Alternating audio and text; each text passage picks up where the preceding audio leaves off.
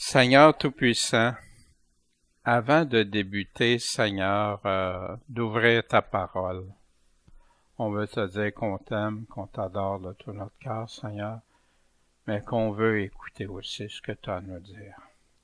Viens, guide-nous, Seigneur, puis que je puisse bien exprimer ce qui est dans ta parole, Seigneur, pour ne jamais détourner ni à droite ni à gauche, pas ajouter, pas enlever, mais être fidèle, Seigneur. Fortifie-nous ensemble, s'il te plaît. Amen. Notre Seigneur Jésus-Christ, Roi et Maître. On vient de chanter le Roi des Rois. En son nom toujours. On est rendu à 1 Thessaloniciens 4. Et ce qu'on avait vu, là, au chapitre dernier, 3, je ne reprendrai pas des premiers chapitres, malgré qu'on devrait toujours le faire. C'est une lettre, c'est complet. Paul était inquiet au chapitre 3. C'est pour ça qu'il a envoyé Timothée. Mais là, il a été réjoui. Pourquoi? Parce qu'ils ont gardé la foi. Ils étaient fermes dans leur tribulation. Ils n'ont pas délaissé. Puis, le résultat que ça a donné, maintenant, Paul, puis aussi Sylvain et Timothée, vivent à nouveau. Ça les réjouit. Ils n'ont pas travaillé pour rien, en vain. Aussi, Paul leur dit qu'il a demandé à Dieu de les affermir, puis pour vivre d'une façon irrépréhensible pour l'avènement du Seigneur jusqu'au retour de Jésus. Aussi, vous vous souvenez, Paul avait mentionné qu'on n'est pas destiné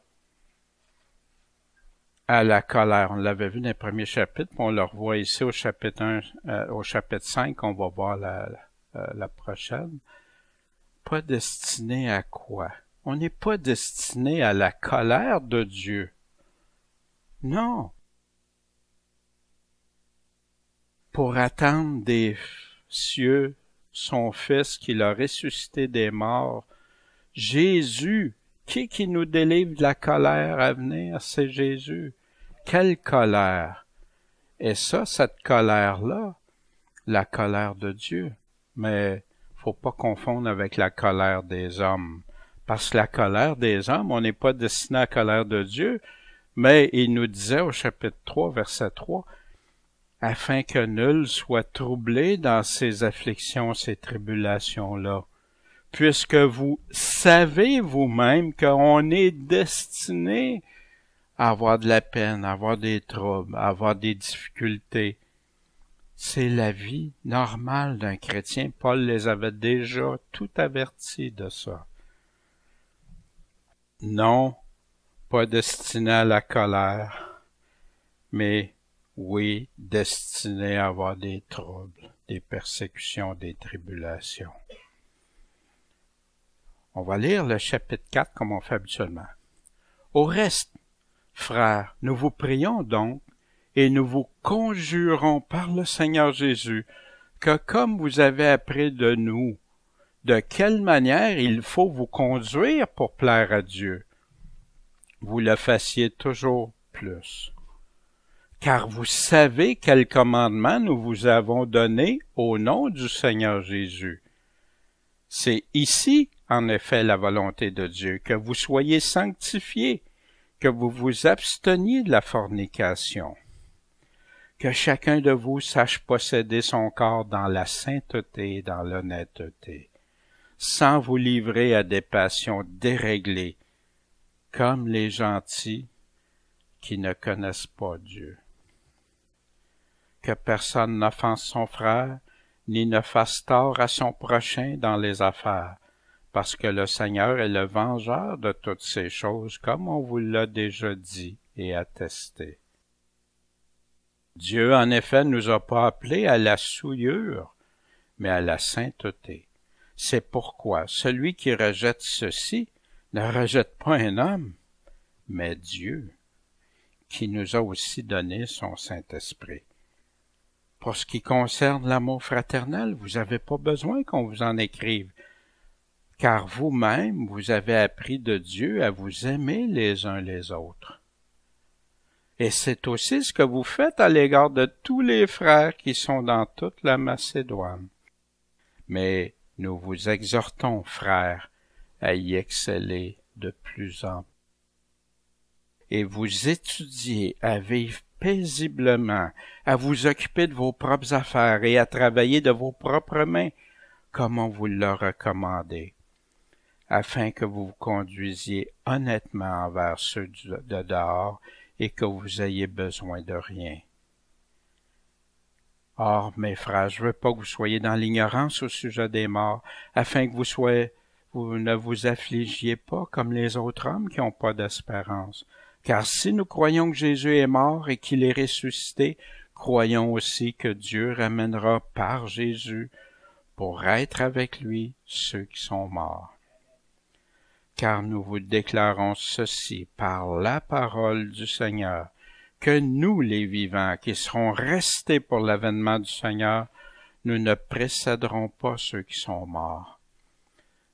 Car le Seigneur lui-même descendra du ciel à un signal donné avec une voix d'archange et au son d'une trompette de Dieu, et les morts qui sont en Christ ressusciteront premièrement. Ensuite, nous les vivants qui serons restés, nous serons enlevés avec eux sur des nuées à la rencontre du Seigneur dans les airs, et ainsi nous serons toujours avec le Seigneur. C'est pourquoi consolez-vous les uns les autres par ces paroles. Souvenez, l'Église de Thessalonique est un modèle partout, parce qu'il vivait des tribulations, des souffrances et plein de choses, puis il restait ferme, puis il était resté. Puis là, on va voir aussi qu'il y avait un autre sujet de tristesse qui s'ajoutait pour eux. Mais débutons d'examiner les versets. Au reste, frères, nous vous prions donc et nous vous conjurons par le Seigneur Jésus, que comme vous avez appris de nous de quelle manière il faut vous conduire pour plaire à Dieu, il y a une façon de se conduire pour plaire à Dieu? Ben oui. Mais que vous le fassiez toujours plus, de plus en plus, de progrès en progrès. Car vous savez quel commandement nous vous avons donné au nom du Seigneur Jésus. Des commandements, des directives, des préceptes, c'est tout synonyme, ça. Qu'est-ce que il leur avait donné? Mais ça venait-tu d'eux autres? Ça venait-tu de Paul, Sylvain, Timothée? Non. Ça venait au nom du Seigneur Jésus. Quand les gens réalisent pas, quand ils disent au nom de Jésus, c'est, si j'arrive, je suis ambassadeur, puis je dis au nom du premier ministre ou au nom du président, mais là, c'est au nom du Seigneur Jésus. C'est que le roi des rois qu'on chantait ce matin. Puis il continue. Parce que c'est ici, en effet, la volonté de Dieu. Fait que là, il dit, c'est quoi la volonté de Dieu? Il nous dit que c'est les commandements qui viennent du Seigneur. Puis là, il nous dit, c'est ici en effet la volonté de Dieu. C'est quoi sa volonté? C'est-tu compliqué à savoir? Que vous soyez sanctifiés, devenir mis à part pour Dieu, que vous vous absteniez de la fornication, les choses qui vont en dehors de la volonté de Dieu, que ce soit de nature sexuelle ou de nature spirituelle, parce que les deux sont dans la parole. Que chacun de vous sache posséder son corps. Attends une minute, là. T'es en train de me dire que c'est à moi? C'est pas juste au Seigneur à faire ça? Oh! Que chacun de vous sache posséder son corps dans la sainteté et dans l'honnêteté. Ça revient à qui la responsabilité, selon Paul, ici?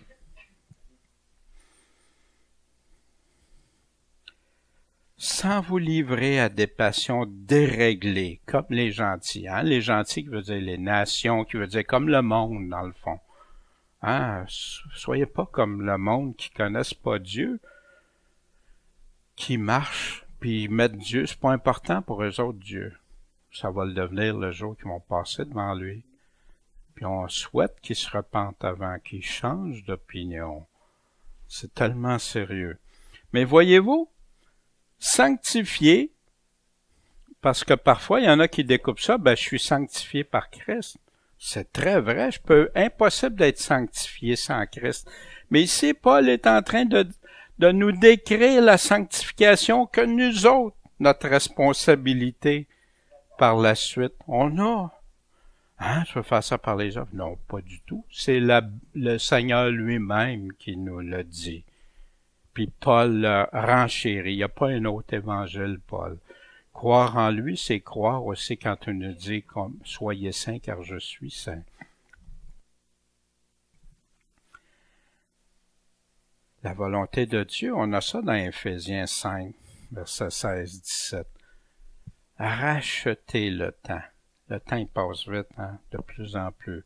Car les jours sont mauvais.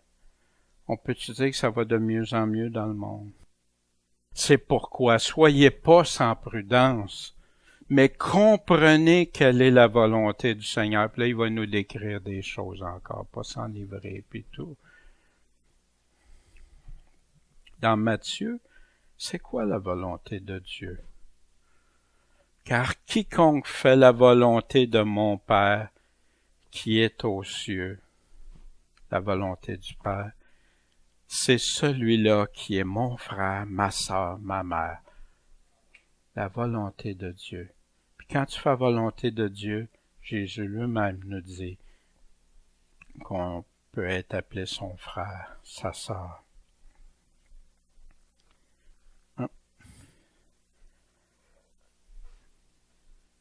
Que personne n'offense son frère. Puis là, il continue de ce qu'il est en train de dire pour la sanctification puis marcher correctement. Que personne n'offense son frère, ni ne fasse du tort à son prochain dans les affaires. Deux choses ici. Je dois faire attention de ne pas offenser mon frère. Ça se peut que j'aie des frères qui s'offensent facilement. Ils sont toujours offensés pour n'importe quoi. Je pense qu'ils ont leur part. Mais si ça vient de moi, si je l'offense par mon comportement, mon attitude, je veux faire attention à ça. Je veux pas devenir coupable d'offenser mon frère, ma sœur.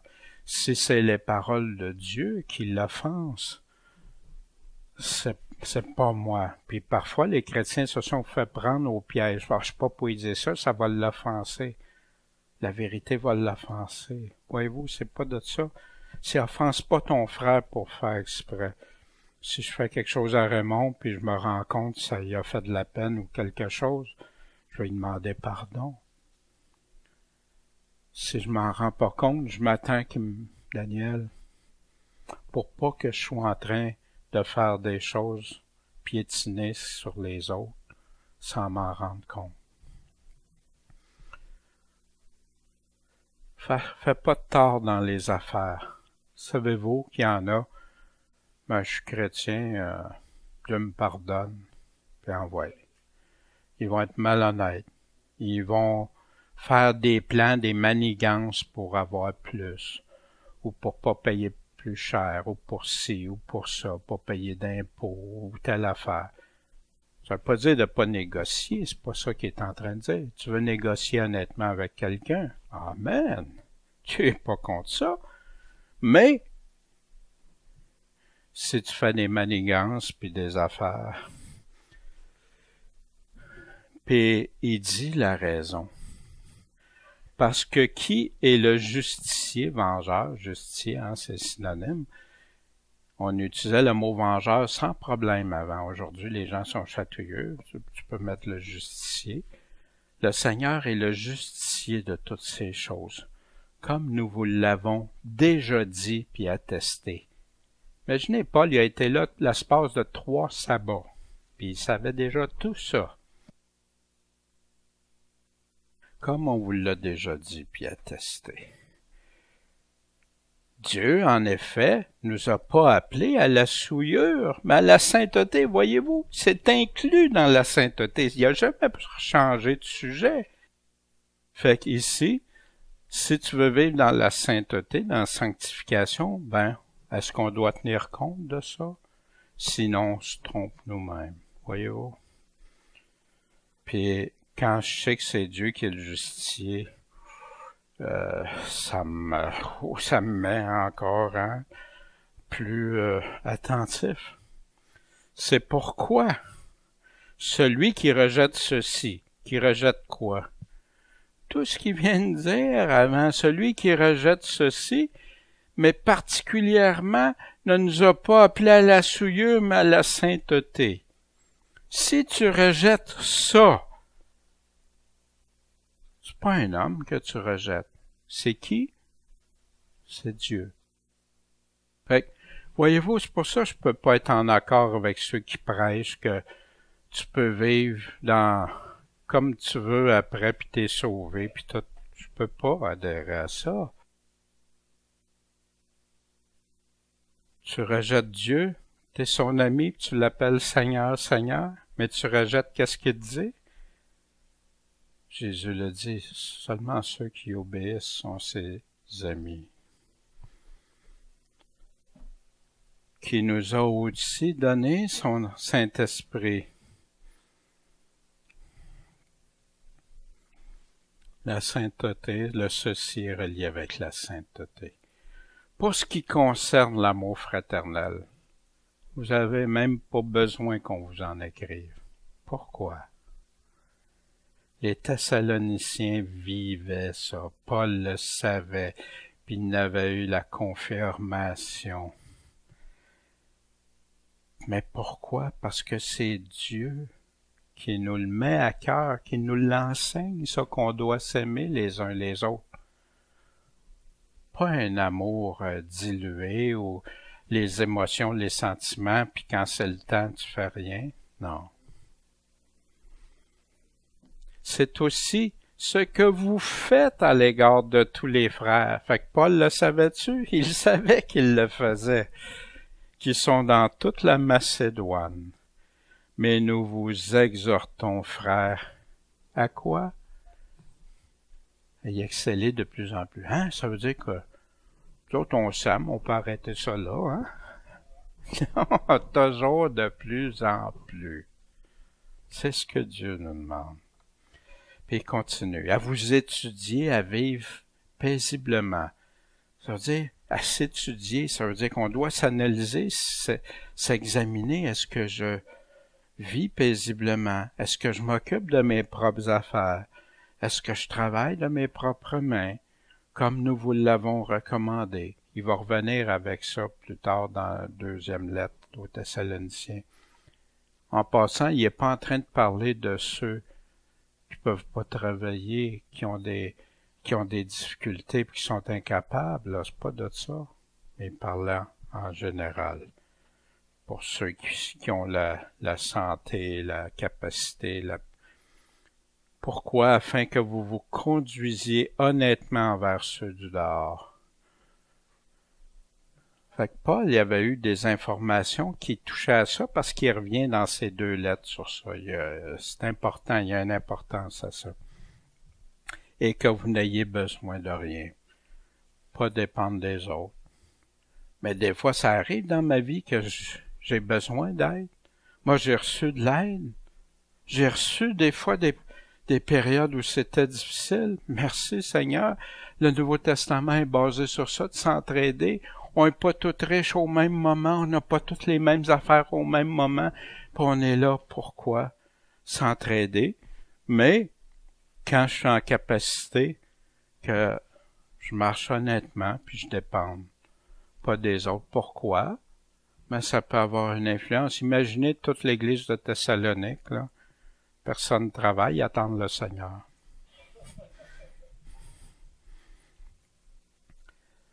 Or, mes frères, là, il va changer.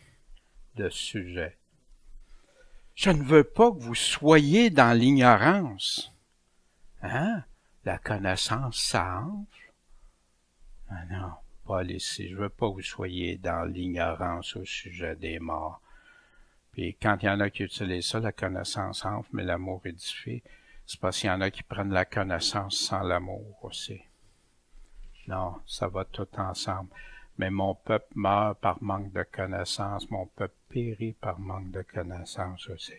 Au sujet des morts, pour que vous vous affligiez pas.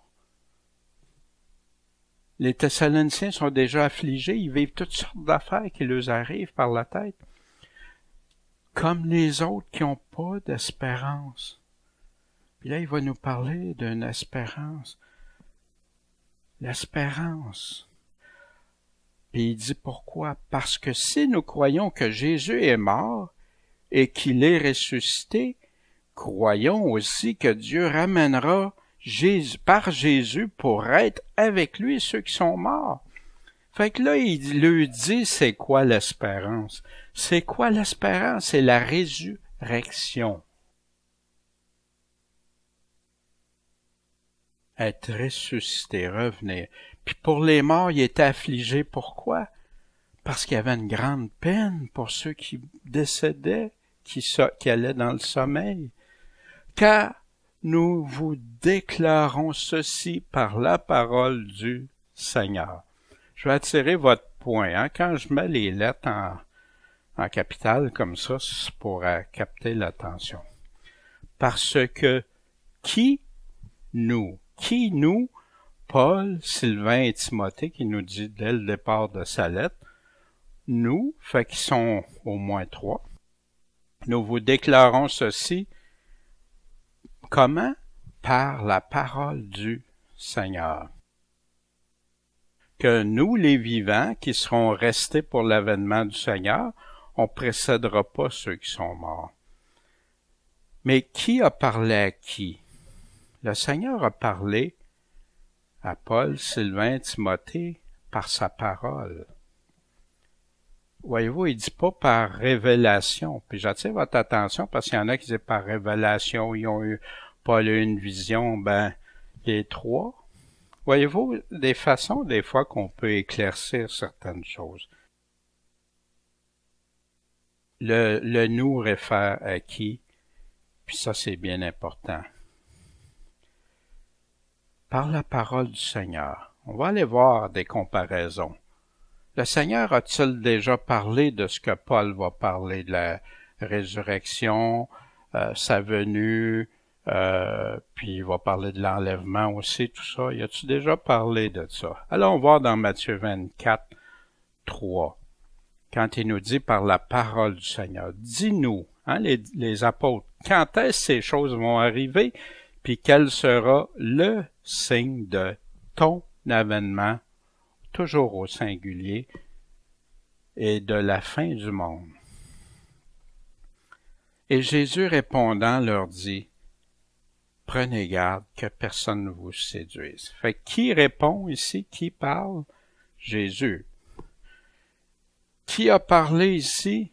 Car nous vous déclarons ceci par la parole du Seigneur, que nous, les vivants qui sont restés pour l'avènement du Seigneur, nous ne précéderons pas. Fait qu'ici, qui parle? Par la parole du Seigneur. Il parle de quoi? De l'avènement du Seigneur. Fait que pour moi, ça me semble très clair, mais c'est pas fini. L'avènement. Quand l'avènement? Dans Matthieu 24, comme l'éclair sort de l'Orient et se fait voir jusqu'à l'Occident, il en sera de même de l'avènement du Fils. Toujours l'avènement. Remarquez ça, il parle toujours de l'avènement. Comme au jour de Noé. Fait que là, il y en a qui veulent distinguer l'enlèvement, l'avènement, mais ils prennent les passages qui parlent comme au jour de Noé. Ils ne connurent rien jusqu'à ce que le déluge vint et les emporta tous. Il en sera de même à l'avènement du Fils. Il y a un qui est dans un champ, 2 dans un champ, un sera pris, l'autre laissé. Et il donne différents exemples. Qu'est-ce qui va arriver? Fait que là, ils servent de ça pour l'enlèvement, mais ils le dissocient de l'avènement ou ils dissèquent l'avènement en plusieurs phases. Mais tu retrouves pas ça, malheureusement, bibliquement. Mais c'est des paroles plus faciles à entendre, à comprendre, puis on va voir pourquoi après.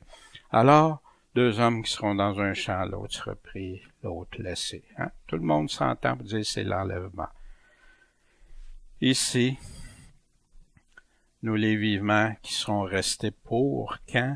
Pour l'avènement. Fait que est-ce que c'est les mêmes choses que Paul est en train de développer? Qui sont les élus? En passant, Matthieu 24, on nous dit, moi, on m'avait enseigné, j'ai étudié ça des dizaines d'années. Puis, il y avait de la confusion. Aujourd'hui, je comprends pourquoi j'ai eu de la confusion si longtemps à propos de ça. Ici, on me disait que Matthieu 24, c'était juste pour les Juifs. Mais c'est les apôtres qui posent la question. Puis Jésus répond tout à la question. Quand est-ce ton avènement, la fin des temps? Jésus répond à tout ça du chapitre Matthieu 24 et 25. Mais on veut forcer que c'est pourtant dans Marc puis dans Luc aussi, il parle des mêmes choses. Mais si ces jours-là, à cause des élus, il y a des survivants, qu'est-ce que Paul nous dit? Ensuite, nous les vivants qui serons restés pour l'avènement, nous les vivants qui seront restés, puis il répète, ceux de reste, le reste. Si le jour des élus ne serait pas abrégé, les élus, on me disait, ben là, on parle seulement des Juifs. Mais si vous regardez dans le Nouveau Testament, toutes les fois qu'il parle des élus, sauf quand il parle, il fait une distinction, pas il fait une distinction, mais il parle d'Israël, puis de l'Église, des élus. Il donne les deux. Ici, partout qui parle des élus, c'est toujours l'Église. Ceux qui ont été admis, ceux qui font partie de l'Église. Sachant, frères bien-aimés de Dieu, votre élection. Des versions disent que vous élus. OK? Fait qu'à qui parle là? À des élus. Dieu ne vengera-t-il point ces élus qui crient à lui nuit et jour, quoi qu'il dise faire sa vengeance? Ah, ça doit être juste pour les Juifs. Hein? Voyez-vous, ça tient pas la route. Qui accusera les élus de Dieu? Dieu est celui qui les justifie. C'est juste pour les Juifs. On pourrait continuer comme ça avec plein de versets. Qui sont les élus dans le Nouveau Testament? Et on continue. Car le Seigneur lui-même va descendre du ciel. Dans Actes 1:9, il nous dit comment il est monté, puis comment il va redescendre. Exactement de la même façon. À un signal donné, il y a un signal, une trompette, une voix d'archange au son d'une trompette de Dieu. Et les morts qui sont en Christ, voyez-vous, la différence, ceux qui sont en Christ, parce qu'il va y avoir un millénium, puis il nous dit après 1000 ans, là, il va en avoir une deuxième résurrection, mais il y en a une première. Les morts qui sont en Christ ressusciteront premièrement. Le mot premièrement est très important, on va le voir. Qui sont les morts? Les morts qui sont en Christ vont ressusciter en premier. C'est ça, hein, premièrement? 1 Corinthiens 15:22. Car comme tous meurent en Adam, de même tous vont revivre en Christ. Mais chacun a son propre rang. Qui est le premier? Christ est les prémices. Fait que ça abolit toutes les autres résurrections, parce qu'il y en a des fois, ouais, mais il y a eu des résurrections. Oui, il y en a eu, mais pas une résurrection comme Christ avec un corps nouveau, un corps glorifié, transformé. Non, t'en as pas eu de ça. Christ est le seul, le premier. Et ensuite, ceux qui sont de Christ, quand? Encore à son avènement. Il n'y a jamais d'avènement au pluriel ou disséqué, toujours son avènement. Puis, on voit plus loin, hein, premièrement, dans l'Apocalypse, révélation, qui veut dire la révélation de Jésus-Christ, 24, « Et je vis des trônes sur lesquels s'assirent des personnes. Il leur fut donné de juger. Je vis aussi les âmes de ceux qui avaient été décapités pour le témoignage de Jésus, qui avaient donné leur vie pour le témoignage de Jésus. Ils ont cru jusqu'à la fin. Puis pour la parole de Dieu, t'as peu de force, mais t'as gardé ma parole. Et ceux qui n'avaient pas adoré la bête, ni son image, puis qui n'avaient pas pris sa marque sur le front ou sur la main, la marque de la bête, le 666, ils l'ont pas pris. Fait que ça, ils sont tous ensemble, eux. Ils vécurent et régnèrent avec Christ pendant 1000 ans. Mais le reste des morts ressuscitera pas jusqu'à... Fait qu'il y a une autre résurrection, il va y avoir la résurrection des justes et des injustes, jusqu'à ce que les 1000 ans fussent accomplis. C'est là la première résurrection. Dites-moi, il peut-il avoir une résurrection avant la première? Impossible. Si la Bible dit la première, c'est la première. Quoi que ce soit que des hommes vont me dire, je vais croire la parole de Dieu avant tout. C'est la première résurrection. Les morts en Christ vont ressusciter premièrement, en premier. Puis là, il nous dit, « Heureux et saint celui qui a part à la première résurrection. » La seconde mort n'a pas de pouvoir sur eux, mais ils vont être sacrificateurs de Dieu et de Christ et vont régner avec lui pendant 1000 ans. La première résurrection. Paul parlait-il d'une autre résurrection avant celle-là? Mais qui fait partie de cette résurrection-là? Puis comment on peut affirmer que la marque de la bête, ça va arriver après la première résurrection? La Bible nous dit le contraire. Mais ça fait pas plaisir, ça fait peur. Les gens vont préférer les choses agréables. Mais Jésus nous dit quoi? Est-ce que je crois les paroles de Dieu quand il dit « Heureux et saint celui qui a part à la première résurrection ». Je crois qu'il y a quelque chose de très grave qui est en train de se passer dans beaucoup d'assemblées, puis qui rendent les gens qui seront pas préparés. Ils seront pas des vierges sages parce ils sont convaincus qu'il arrivera rien pour eux. Y a-t-il de la présence des anges? Matthieu 24, 31. Il enverra ses anges avec un grand éclat de trompette, et ils rassembleront ses élus des 4 vents depuis un bout des cieux jusqu'à l'autre. Ça veut dire partout. Il va rassembler. Il y a des anges qui sont présents. Puis ici, il nous dit, Paul est en train de nous dire, car le Seigneur lui-même descendra du ciel un signal donné avec une voix d'archange. L'archange, c'est le chef des anges. Fait que les anges vont-tu être là? Y a-t-il une trompette? Avec quoi? Ces anges avec un grand éclat de trompette,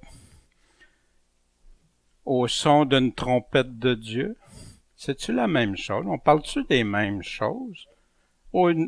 À partir de la parole du Seigneur, Paul n'est pas en train de réinventer d'autres choses que le Seigneur avait dit. Paul est en train de confirmer, puis donner, comme Paul le fait souvent, va donner une explication avec des mots différents, mais pour revenir aux mêmes choses. Mais les mots-clés sont tous là. Et on continue. Ensuite, fait que là, on sait qu'est-ce qui est arrivé à ceux qui sont morts en Jésus-Christ. Ceux qui croyaient, qui sont morts, ils croyaient en Jésus-Christ. Ensuite, nous les vivants qui serons restés, les restes, nous serons enlevés avec eux sur des nuées, les nuages. Souvenez-vous, Jésus, comment il est parti? Sur des nuées. À la rencontre du Seigneur. Le Seigneur descend, ceux qui ressuscitent et transformés. Apocalypse 11 nous parle la même chose. Et ainsi, nous serons toujours avec le Seigneur. Mais le Seigneur, il dit il redescend, il va poser ses pieds sur le mont des Oliviers.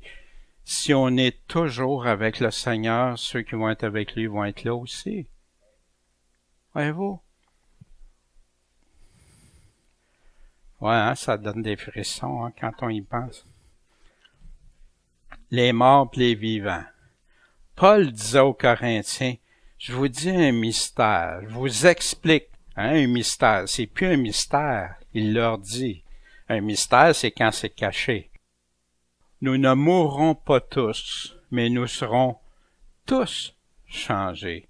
En un moment, en un clin d'œil, à la dernière trompette. Les dernières trompettes que tu vois, Jésus parle au son d'une trompette dans Matthieu 24, 31. Il en parle aussi dans la dernière trompette qu'on a dans l'Apocalypse, puis c'est là qu'il nous dit que le mystère de Dieu va être accompli à la 7e trompette. À la dernière trompette, puis comme il dit, comme il a déjà dit au prophète, il a déjà donné ses explications, la dernière trompette sonnera. Puis là, les morts vont ressusciter incorruptibles et nous serons changés. Dites-moi, est-ce que ça arrive avant la première résurrection? Non, ça arrive à la première résurrection. Voyez-vous? Jésus sur les nuées. Ils verront le Fils de l'homme venant sur les nuées du ciel avec une grande puissance, une grande gloire.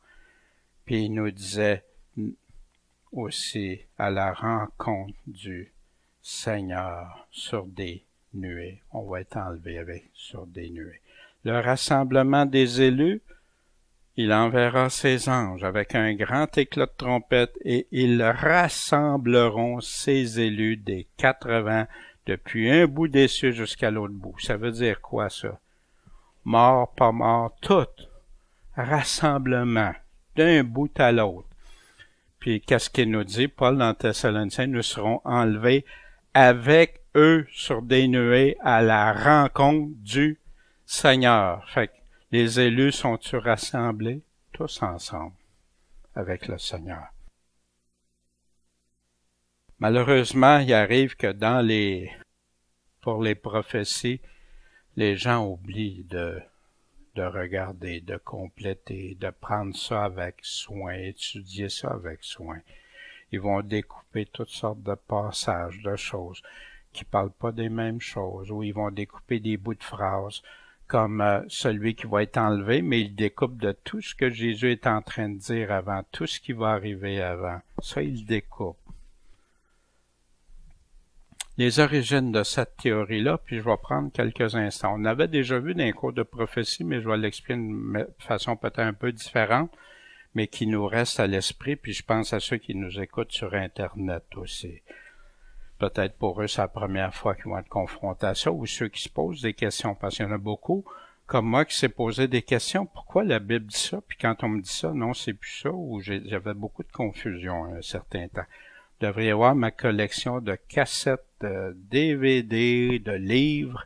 Incroyable. J'ai étudié ça, je sais pas, en 1830. C'est très récent, ça. Parce qu'avant, les chrétiens s'entendaient tous sur cet aspect-là. La théorie d'un enlèvement avant la grande tribulation a commencé dans le monde chrétien. Je parle pas chez les catholiques, ça je vais vous en donner une explication. En 1830, Margaret MacDonald a eu une révélation des visions. C'est une secte écuménique qui faisait partie avec Edward Irving. Edward Irving était celui qui était en charge de l'Église catholique apostolique. Catholique, c'est pas de l'Église catholique, mais catholique, c'est universel apostolique. Puis, il a pris un livre de Lacunza que je vais vous parler. Darby, John Nelson Darby, a commencé après ça à faire des conférences parce que Darby avait été aussi rencontrer Irving puis Margaret MacDonald. Et après ça est arrivé la Bible Scofield.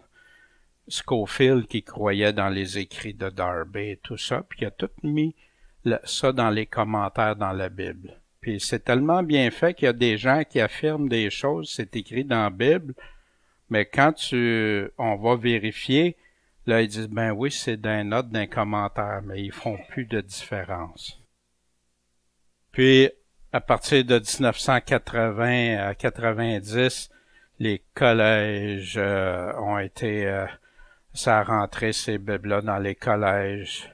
Ça avait fait son temps tranquillement chez les chrétiens dans les églises, ceux qui achetaient la Bible de Scofield.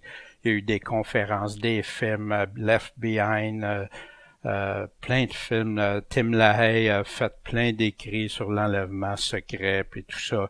Des tonnes de livres qui se sont vendus, puis que les gens aimaient ça, parce que c'est très populaire. Hey, on va être enlevé avant, wow! Puis ils ont prêché ça à presque tous les Américains. Ils sont presque sûrs, mais là, ils disent, mais quand est-ce qu'il va arriver, là? Puis là, il y a des chrétiens qui commencent à vivre des tribulations dans plein de pays. Comment ça que Jésus n'est pas venu les chercher, là? Puis en 1990, surtout, ça a commencé à être enseigné dans les églises comme étant la vérité. Ben, heureusement, pas tous ont pris ça. Fait que ça a fait une source de confusion. Ça a mis les paroles simples de Jésus, ça les a rendues tellement compliquées. Puis c'est de mélanger de la théorie avec la parole de Dieu. La chronologie de ça c'est Edward Irving de l'Église catholique apostolique, qui a été rejeté de l'Église, c'était ménonite ou méthodiste, là, je suis plus sûr. Ça, Margaret MacDonald. Elle avait 15 ou 16 ans quand elle a eu ses visions. Puis, là, il y a eu des visions dans lesquelles il prenait des notes, puis que c'est devenu une théorie dans son Église. Mais, Edward Irving aussi a pris le livre de Lacunza. Qui était Lacunza? Un prêtre jésuite qui disait qui avait écrit des centaines d'années avant que Jésus reviendrait. Fait que lui, il a pris son livre en espagnol puis il l'a traduit en anglais. Fait que ce livre-là s'est répandu comme une traînée de poudre chez les évangéliques et les protestants. Notre Margaret MacDonald, avec Edward Irving, ont eu affaire avec Darby. Darby s'est déplacé, John Nelson Darby, pour aller rencontrer Irving, puis il a participé aux visions. Il a été là pendant les visions. Il a déclaré que les visions de cette femme-là étaient sataniques, mais étrangement, il a pris du contenu de ses visions. Étrangement. Et il a commencé à prêcher ça, puis ça a fait des dégâts tellement que George Muller, vous connaissez George Muller qui avait parti toutes s'occuper des orphelinats pour les jeunes enfants puis tout ça, un homme de foi formidable. Ben, il s'est chicané, Darby l'a fait partir, puis parce que l'autre disait non, c'est faux ce que c'est là. Fait que dans la chronologie, John Darby, après ça, ben Ingersoll Scofield, qui a fait la Bible, la fameuse Bible, lui a pris ses écrits. Et par la suite, bien, c'est là que ces écrits-là, ces Bibles-là ont fait le chemin jusque dans les collèges bibliques où sont formés les pasteurs et tout. Puis vous savez, j'ai posé la question à des amis pasteurs. Puis pourquoi que... ben là, on est tout en train de s'entendre sur une chose. Mais as-tu étudié dans ça? Non, on n'a pas le temps. Bon, ils prennent ce qu'on leur dit, puis ils le retransmettent. Même s'ils savent des fois qu'il y a des confrontations avec la parole de Dieu, avant le temps. Il lui demanda, Maître, quand donc ces choses arriveront-elles et par quel signe connaîtront-on qu'elles sont sur le point d'arriver? Il leur dit, puis ça Jésus le répète souvent, la première chose avant de répondre, prenez garde de ne pas être séduits, car plusieurs vont venir en mon nom, disant, C'est moi qui suis le Christ. Hein? C'est moi qui ai tout. Et le temps approche. Vite, vite, il s'en vient. Ne les suivez donc pas. Jésus a dit qu'on va reconnaître les signes. Puis quand on va reconnaître les signes, redressez-vous puis regardez. Là, vous savez que c'est proche. Mais le jour puis l'heure, personne ne le sait. Pour ce qui regarde l'avènement de notre Seigneur Jésus-Christ, c'est notre réunion avec lui. Ça, c'est Paul qui écrit ça aux Thessaloniciens. Nous vous prions. Fait qu'ici, l'avènement est quoi? Notre réunion avec lui. C'est-tu l'enlèvement, ça? Mais oui. Nous vous prions, frères, de ne pas vous laisser ébranler facilement dans vos pensées, de ne pas vous laisser troubler par quelque inspiration. Darby, c'est une nouvelle inspiration. Margaret, c'est une nouvelle inspiration. Ou par quelques paroles ou quelques lettres qu'on dirait venir de nous. Des lettres apocryphes. Comme si le jour de Christ était quoi? Proche. Pourtant, moi, on me disait tout le temps, le retour de Christ est imminent, d'une minute à l'autre, ça peut arriver. Je me suis converti en 80, puis c'était ça, on attendait ça.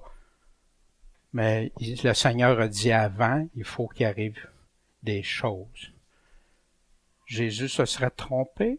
Jésus ferait des erreurs? Non, écoute bien, mais sans découpant les versets, c'est ça que ça fait chez les gens. Ils découpent de qu'est-ce que Jésus est en train de parler.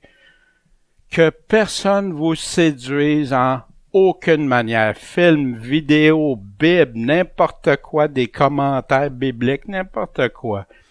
Parce qu'il faut que la révolte, apostasie, soit arrivée auparavant, et qu'on ait vu paraître l'homme de péché, le fils de perdition. Fait que ça, c'est des conditions avant. Laisse-toi pas tromper, laisse-toi pas séduire. C'est ça que Paul dit. Sur quoi je veux baser mes croyances? Sur une chaise comme ça, je vais être assis sur des paroles humaines, que je peux être séduit ou pas, ou si je veux m'asseoir sur la parole, les paroles que Christ nous a laissées, les paroles que Paul nous a laissées. Et il conclut avec « C'est pourquoi consolez-vous les uns les autres par ces paroles. » Fait que pour moi, on m'avait expliqué que notre consolation, c'est l'enlèvement. OK? C'est vrai que ça en fait partie, que ça va être une consolation, mais pourquoi qu'il leur dit de se consoler? De quoi il est en train de leur parler? Comment il a introduit le sujet? « Or, mes frères, je veux pas que vous soyez dans l'ignorance au sujet des morts. Pourquoi? Pour que vous vous affligiez pas, vous ayez pas de peine. » C'est ça qu'il est en train de dire. Consolez-vous, parce que vous savez, parce qu'ils vont ressusciter. Mais avant nous même. Puis après ça, on les rejoint, ceux qui sont vivants. Il y a la résurrection. L'espérance, c'est quoi? La résurrection. Il y en a qui prennent... C'est comme si tu dirais, je m'en vais faire un voyage dans le sud ou dans un pays étranger, puis c'est l'avion, le voyage en avion, il est plus important que ma destinée, voyez-vous? C'est important le voyage en avion, c'est important l'enlèvement et tout ça, mais la résurrection en fait partie, c'est là la première résurrection, voyez-vous? Mon espérance. Puis affligez-vous pas comme les autres hommes qui n'ont pas d'espérance. Ils n'ont pas cette espérance de la résurrection. Consolez-vous par ça. Voyez-vous, puis moi, ils mettaient toute l'emphase sur la venue, l'enlèvement. Le reste disparaissait, c'était l'enlèvement. Voyez-vous, non, ça en fait partie, mais c'est pas juste l'enlèvement. Puis moi, vous savez, ce qui m'a poussé le plus à le dire maintenant, c'est quand j'ai rencontré un frère, puis on regardait ça bibliquement, puis il disait « Ah oui, oui ». Puis là, après qu'il revient, il a été rencontrer son pasteur, il est revenu, puis après il me dit Ah non, moi, il dit, si on se fait pas enlever avant, la Bible, c'est pas vrai, c'est faux. Wow! Wow! Ça m'a donné un choc. J'ai dit, Seigneur, faut éclaircir ça. Faut le dire. Fait que vous vous souvenez, au chapitre 1, il nous parlait, à chaque chapitre, il nous parle du retour, l'avènement de Christ. Et pour attendre des cieux son Fils, qu'il a ressuscité des morts. Jésus qui nous délivre de la colère à venir. Pas des tribulations, vous aurez des tribulations. Car quelle est notre espérance ou notre joie ou notre couronne de gloire? N'est-ce pas vous aussi? En la présence de notre Seigneur Jésus-Christ, quand? À son avènement. Pas avant. Son avènement, il nous le dit. Et qu'il affermisse vos cœurs pour qu'ils soient irrépréhensibles dans la sainteté devant Dieu, notre Père. Quand? À l'avènement de notre Seigneur Jésus-Christ avec tous ses saints. Puis ça, on va le voir, ça aussi, pour la confusion qui existe là. 4. Car nous vous déclarons ceci par la parole du Seigneur, que nous les vivants qui serons restés pour l'avènement, puis tout ce qu'on vient de voir les derniers, ça parle du retour à partir des versets 15 à 17. Puis au chapitre 5, on va voir ça. Vous allez voir, c'est la continuité, le chapitre 5. Ça, il continue, il n'y a pas de division de chapitre, mais on va voir, puis c'est là, manquez pas ça, parce que je vous le dis, vous allez voir tout le lien de la lettre, puis qu'est-ce que c'est de pas découper des versets puis des passages. Fait qu'en conclusion, est-ce que, des questions personnelles à chacun de nous, est-ce que je vis de manière à plaire à Dieu? Est-ce que je fais tous mes efforts pour ça? Est-ce que je règle quand j'ai à régler des choses? Est-ce que je suis dans la volonté de Dieu? De vivre dans la sanctification, de me débarrasser de ce qui vient pas de lui, de ce qui nuit. Est-ce que je le prends véritablement au sérieux? Ai-je la véritable crainte de Dieu? D'haïr le péché, de me défaire des choses. Puis vous vous souvenez, il nous en a donné des exemples, de ne pas offenser les autres, de ne pas faire des choses malhonnêtes envers nos frères, de faire tout ce qu'il nous a donné. Puis c'est quoi mon espérance?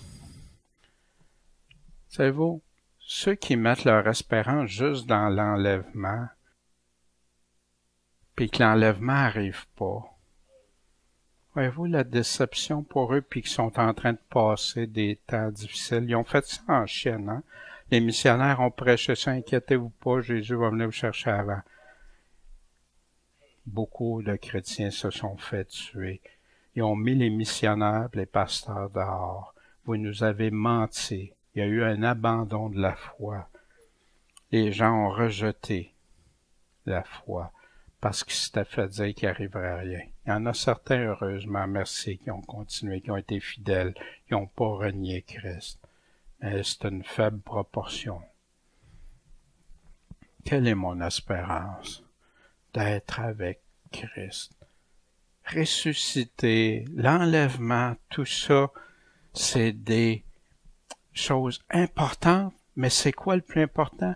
C'est d'être en présence avec celui qui m'a créé, d'être avec lui, puis qui me promet que ça va dépasser tout ce que je peux imaginer, comme paix, comme joie. Mais la question aussi, est-ce que je suis prêt à tout pour cette espérance? Es-tu prêt à donner tout?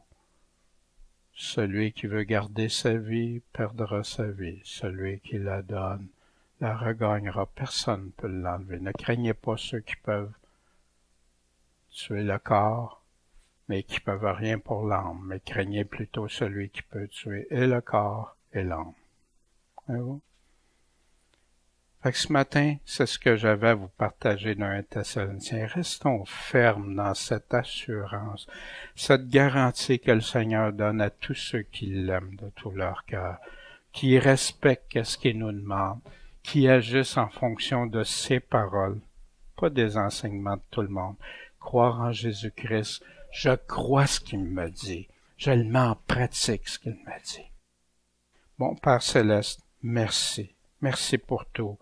Et béni sois-tu, Seigneur. Pose ta main sur nous. Rends-nous de véritables croyants, chrétiens déterminés, prêts à te suivre, coûte que coûte, Seigneur. Et on sait que toi, après, tout va être encore bien plus fort que ce qu'on peut même imaginer.